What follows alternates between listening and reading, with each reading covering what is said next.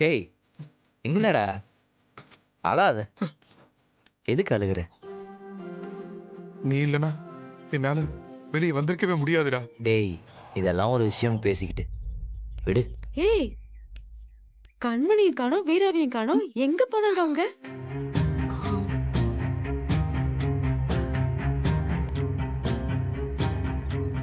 அதானே நானும் கேட்கணும்னு இருந்தேன். கண்மணி எங்க? கோர்ட்டுக்குள்ள தீர்ப்பு வாசிக்கும் போது நான் பார்த்தேன். வேகமா 2 பேரும் வெளியே போனாங்க. ஏதாவது வேலையா போயிருப்பாங்கன்னு பார்த்தேன்.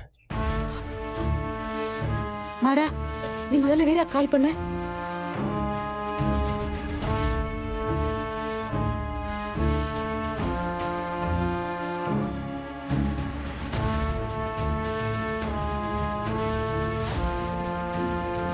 என்னடா என்னடாச்சு? என்னாச்சு? போன் ரிங் ஆகுது, எடுக்க மாட்டேங்கிறா. ஐயோ, எடுக்கலையா? கார்த்தி உன் போனை கொடு.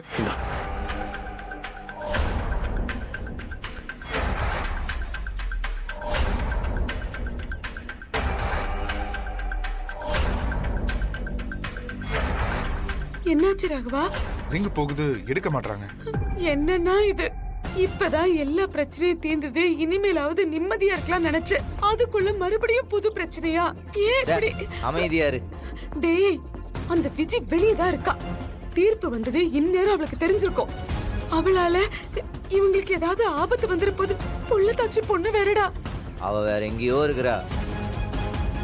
இங்க இருந்த இவங்களுக்கு அவளால எப்படி பாதிப்பு வரும்? டேய், கோர்ட்டு உள்ளே ஒரு கில்லரை வச்சு அந்த மெக்கானிக்க கொல்ல பார்த்திருக்காங்க. அதனால அவ எங்க இருந்தாலும் அவளால ஆபத்து வரும்.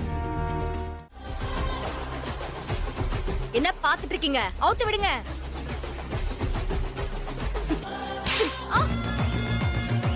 ஏய், என்னைய அடிக்கிறியா நீ?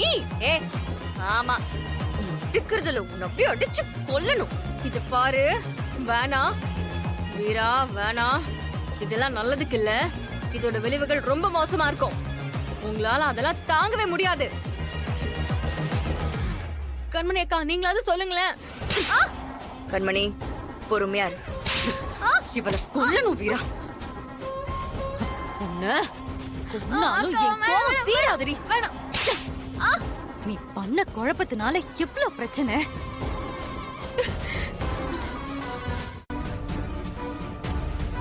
எங்க அண்ணனையே கொலை பண்ணிட்டல நீ. உன்னை விட மாட்டேன்டி.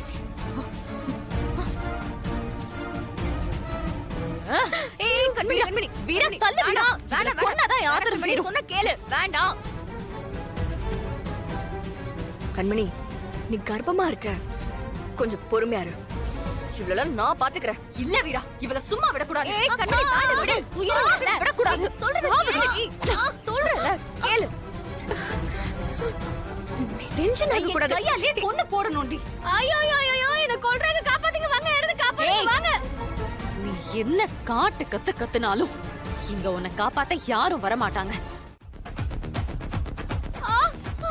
ஏய் வீரா, நம்ம இவ்ளோ கஷ்டத்துக்கும் காரணமே இவதாண்டி. என்ன ஆனாலும் பரவாயில்ல, ஜெயிலுக்கே போனாலும் பரவாயில்ல, இவளை கொல்லணும்.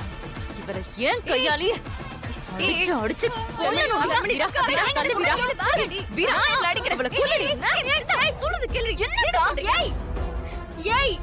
என்னங்கடி ஆளாளுக்கு அடிக்கிறீங்க?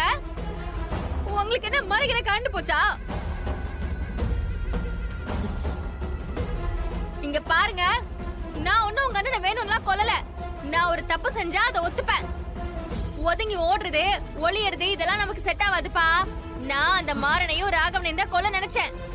நடுவுல உங்க அண்ணன் வந்து மாட்டிட்டு செத்து போனா நான் என்ன பண்ணுவேன்? என்னமோ நான் ஸ்கெட்ச் போட்டு உங்க அண்ணனை கொன்ன மாதிரி ஆளாளுக்கு பேசிட்டு இருக்கீங்க. அன்னைக்கு நான் ஸ்கெட்ச் போட்ட ஆளுங்களுக்கும் உங்க அண்ணனுக்கும் சம்பந்தமே இல்ல. ஏய், நீ ஸ்கெட்ச் போட்ட ஆளுங்களுக்கும் எங்களுக்கும் எந்த சம்பந்தமும் இல்லையா? ஏய், அதுவும் எங்க குடும்பம் தாண்டி. ஏன் குடும்பத்தை கொல்றதுக்கு ட்ரை பண்ணிட்டு இப்ப தப்பே இல்லாத மாதிரி பெரிய இவ மாதிரி பேசிட்டு இருக்க. ஏய் நிறுத்தடி, லூசு மாதிரி பேசுற. அப்பா அது உன் குடும்பமே கிடையாது, அவங்க வேற யாரோ. உங்க அண்ணன் செத்ததுனாலதான் இன்னைக்கு நீங்க எல்லாரும் ஒரே குடும்பத்துல வாழ்ந்துட்டு இருக்கீங்க. ஒரு வகையில பாக்க போனா நீங்க எனக்கு நன்றி தான் சொல்லணும்.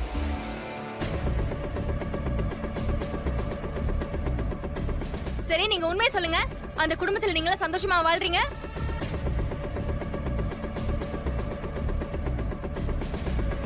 அது ஒரு குடும்பம், அந்த குடும்பத்துக்கு நீங்க வக்காலத்து வேற வாங்குறீங்க. போங்க, வேற ஏதாச்சும் வேலை இருந்தா பாருங்க.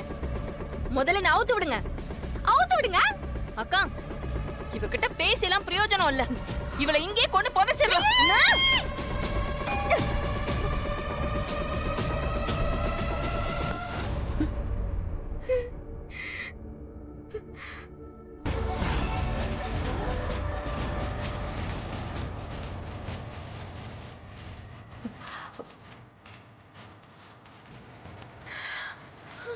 மச்சான்,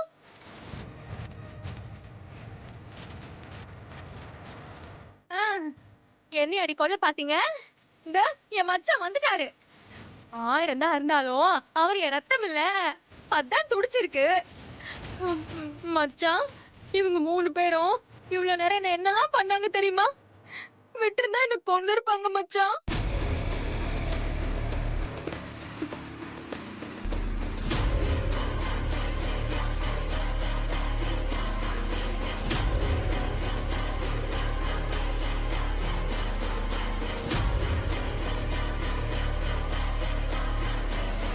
என்ன நினைச்சிட்டு இருக்கீங்க 3 பேரும்?